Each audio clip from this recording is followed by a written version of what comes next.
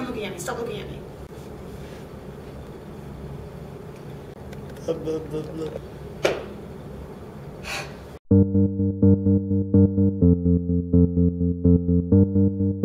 This is going to be a little bit of a different kind of video. When I started out doing my channel, I didn't think I was going to do videos like this, but this weekend has kind of opened my eyes. But here we go, here I am. So basically today's Sunday evening, and over the course of the weekend I had seen 2 different shows. Very different, and both gave me very different reactions. Theatre shows that I'm talking about. Sorry, I forget people don't actually know what's going on in my life. 2 very different theatre shows. The first was a play called Rapture, Blister, Burn, which was within the Goodman Theatre. So if you watched my other videos, that was where we had the tour as part of my theatre orientation. I went to the Goodman Theatre, and they seemed like a great company, a great theatre kind of establishment. They're non-for-profit, which is really cool. And they told us that as a student I could get $10 tickets to this show. So I went, and my roommate Emily came along, and we both only had to pay $10. And honestly, by the end of it, I wish I could have gotten my money back. In terms of the play itself, it was acted beautifully, the set was great, that sort of thing. It was the actual text that infuriated my very core of a being. So without going on a feminist rant, it was basically meant to be this really cool, thought-provoking feminist play about whether women can have it all. That tagline should have probably have been a red flag for me in the beginning, whether women, that's such a stupid question, but anyway, focus, Coward. But basically the play was about 2 friends that were friends through college and high school, I think. One decided to get married and have kids, one went on to have this awesome career, that sort of thing, and they met each other and they decided to swap, like Parent Trap, yeah. So Lindsay Lohan could pull it off, maybe not you guys. The play basically promoted that either women have 2 choices. Either A, you're going to be unhappy but at least you're married, or B, you're going to be unhappy and lonely but at least you have your career.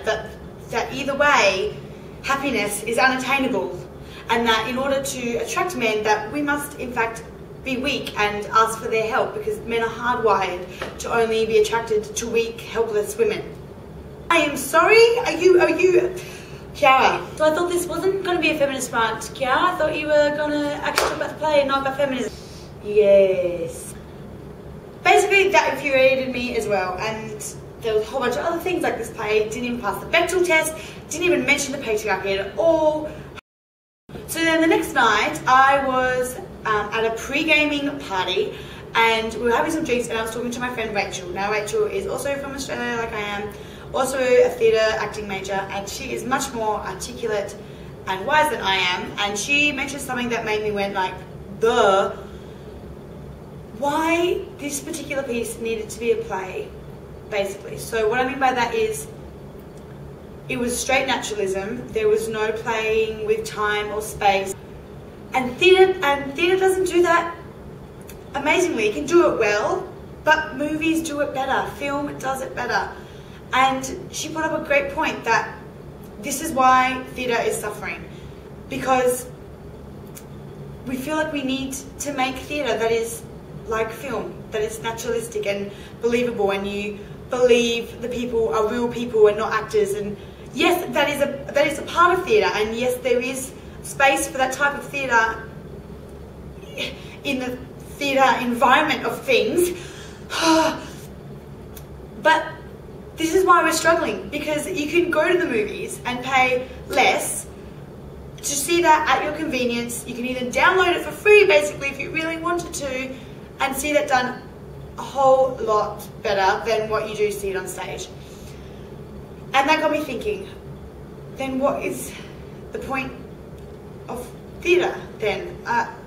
And yeah.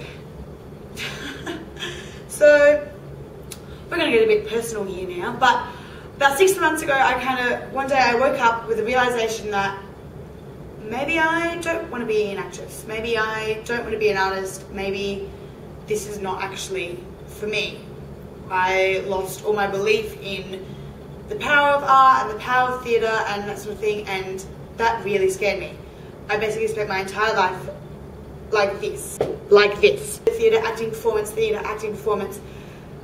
And for me to wake up one morning and realise, actually no, you don't have to do this, really, really scared me. I think artists really like to believe that, oh no, but I have to dance, or I have to act, I have to perform. And yes, that's part of it. And if you don't have that drive, then there's no point in being an artist. But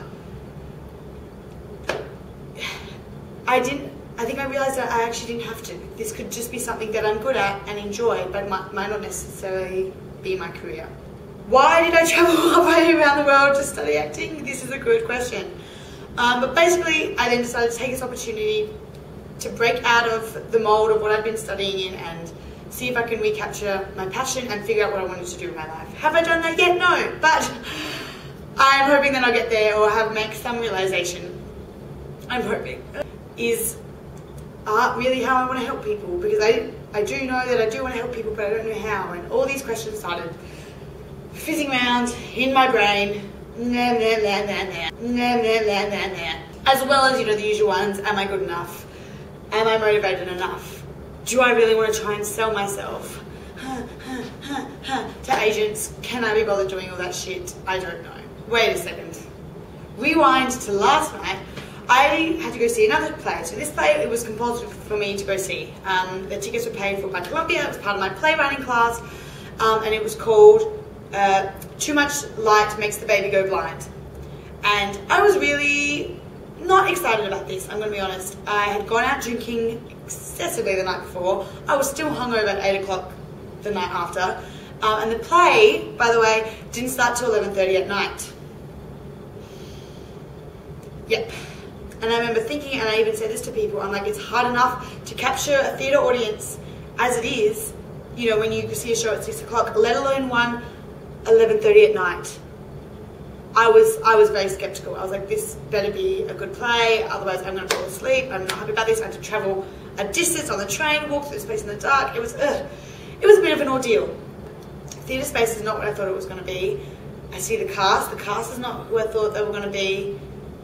And honestly, this was the best theatre experience I have ever had in my life.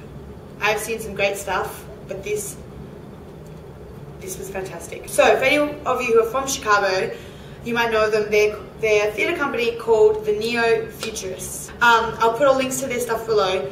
And basically they're a group of actors and performers that write their own stuff. And their specific shows that they have every weekend, Friday night, Saturday night and Sunday night, are the ones that they're known for, which is called Too Much Light Makes the Baby Go Blind.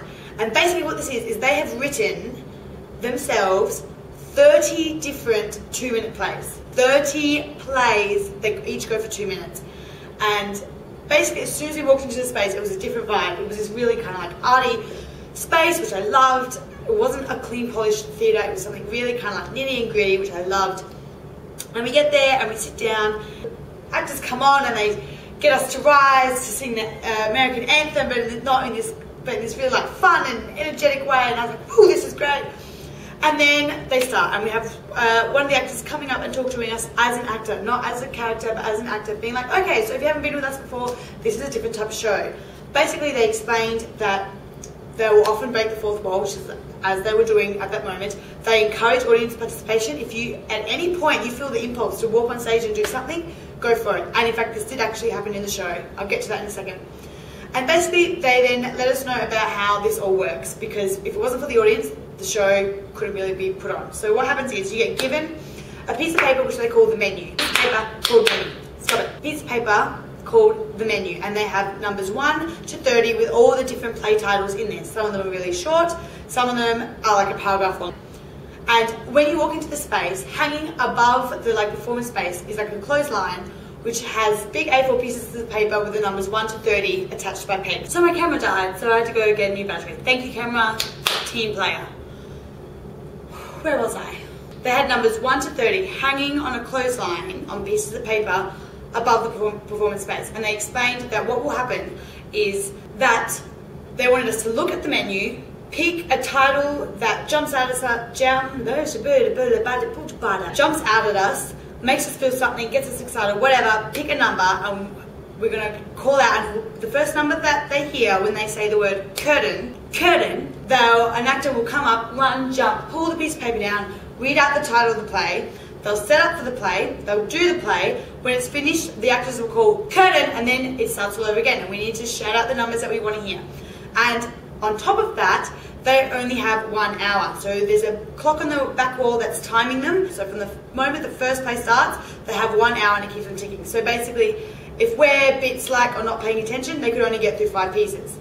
However, we were like super excited. Well, I think so, because we got through all 30 of them within the hour. On top of this, like I said, there's also audience participation encouraged. That's not English grammar words.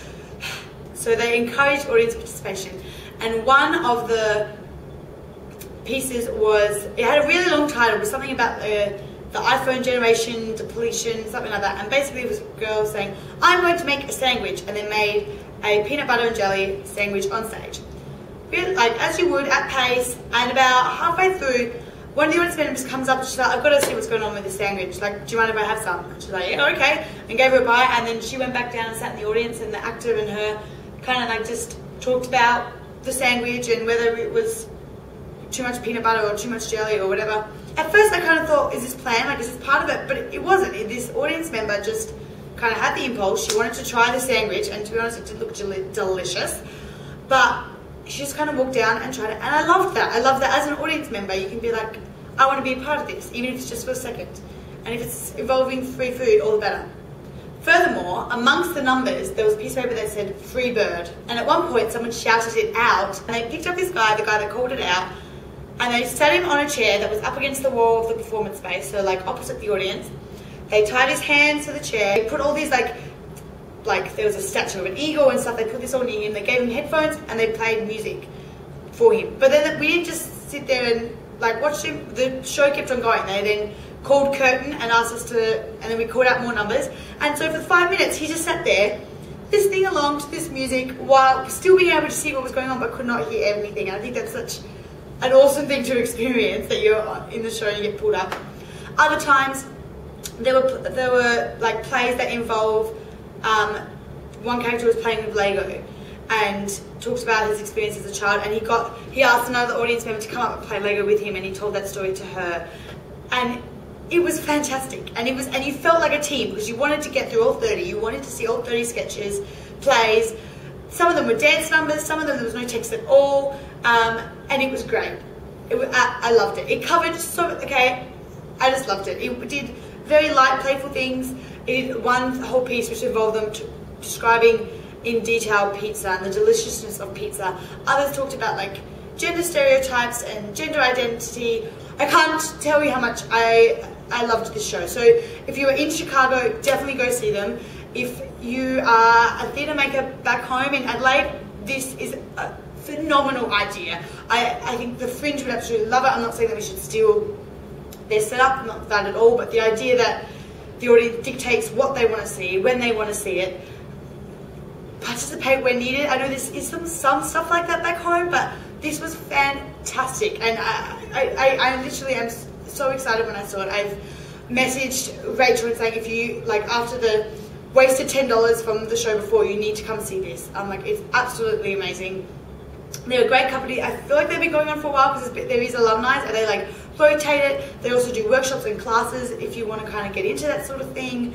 Or I'll put all their details down below, but I was just completely blown away with how exciting this was. And like I said, I still don't know if being an artist is my thing. I don't know, but this seemed really great. They were just people as themselves. It wasn't characters, it was them, and I loved it. I felt like I knew these people, and I'd only been with them for an hour on a cold Saturday night. Are you finished? Are you done? Are you done? I'm pretty sure they wanted a video of you getting drunk again, but that's fine. Shut up! So yeah, bit of a different video, but I really wanted to share it.